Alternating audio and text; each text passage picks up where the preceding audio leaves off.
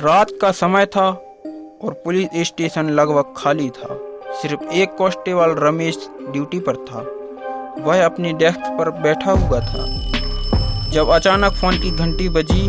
उसने फ़ोन उठाया और दूसरी तरफ से एक भयभीत आवाज़ आई, मदद कीजिए, कोई मेरे पीछे पड़ा है। रमेश ने तुरंत पूछा, आप कहाँ हैं? आवाज़ ने कहा, मैं पुराने पुलिस स्टेशन में हूँ। पुराने पुलिस स्टेशन का नाम सुनते ही रमेश का दिल धड़कने लगा। वह जगह कई सालों से बंद पड़ी थी और उसके बारे में कई अजीब कहानियां थीं। रमेश ने तुरंत अपने सीनियर इंस्पेक्टर शर्मा जी को फोन किया और उन्हें सारी बात बताई। शर्मा जी ने रमेश को इंतजार करने को कहा, लेकिन रमेश को कुछ अजीब महसूस हो रहा था।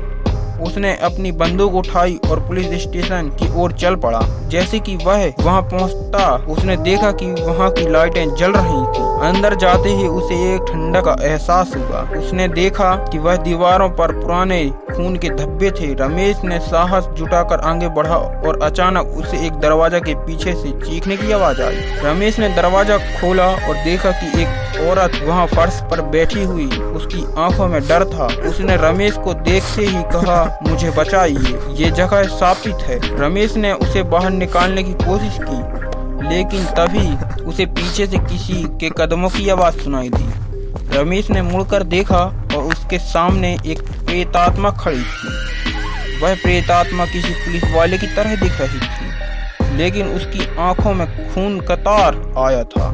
रमेश ने अपनी बंदूक निकाली, लेकिन प्रेतात्मा ने उस पर हमला कर दिया। किसी तरह रमेश ने उस औरत को पकड़कर बाहर की ओर भागा। जब वह औरत और रमेश बाहर पहुंचे, तब तक शर्मा जी भी वहां पहुंच चुके थे। उन्होंने देखा कि रमेश और वह औरत दोनों डर के मारे कांप रहे थे। शर्मा जी ने तुरंत उनकी मदद की और रमेश ने उन्हें सब कुछ बताया।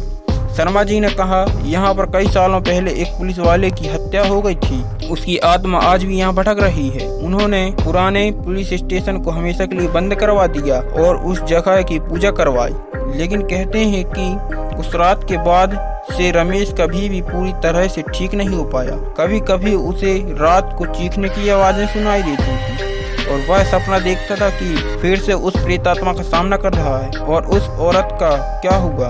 उसने कुछ दिनों बाद शहर छोड़ दिया और उसके बारे में किसी ने फिर कभी नहीं सुना। यह कहानी इस बात की याद दिलाती है कि कभी कभी जो चीखें हमें दिखाई नहीं देती, वे भी हमारे आसपास मौजूद होती हैं। पुराने पुलिस स्टेशन के प्रेतात्मा की कहानी आज भी उस शहर में लोगों को डराती है।